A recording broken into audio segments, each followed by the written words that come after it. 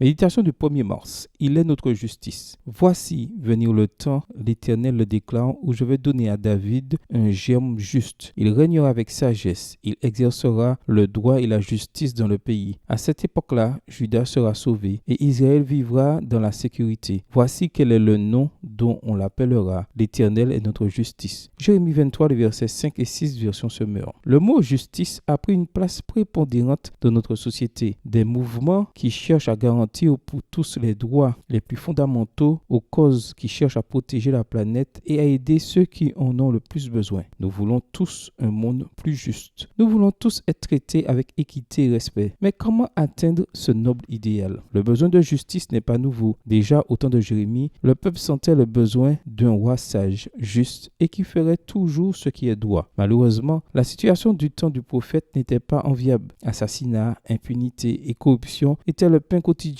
Mais dans le verset d'aujourd'hui, Dieu a promis de donner au peuple ce qu'il désirait tant. Jérémie l'a classé dans un germe juste, un descendant juste qui recevrait le nom de « Le Seigneur est notre justice ». Tu remarqueras que dans ce verset, la justice devient plus qu'un attribut, elle devient une personne. Le Seigneur est notre justice. Quand tu entends « Le Seigneur est notre justice », à quoi penses-tu? Plutôt que de faire ce qui est juste, la justice dans la Bible dénote le traitement de Dieu envers les êtres humains. Il exprime également ce qu'il veut faire dans nos vies. En parlant de la croix, Paul dit, celui qui n'a point connu le péché, il l'a fait devenir péché pour nous, afin que nous devenions en lui justice de Dieu. 2 Corinthiens 5, verset 2, version du second. N'est-ce pas merveilleux? Dieu est notre justice, mais il ne se contente pas d'être notre justice. Il veut faire de toi et moi justice de Dieu en Jésus. Plutôt que de protester sur les réseaux ou de répéter les arguments que nous trouvons sur YouTube concernant la justice sociale, si nous voulons que notre monde soit meilleur, nous devons nous accrocher à Dieu. Nous devons demeurer en Jésus et ce n'est qu'ainsi que nous pourrons être justice de Dieu et la transmettre au monde qui nous entoure. Veux-tu un monde plus juste?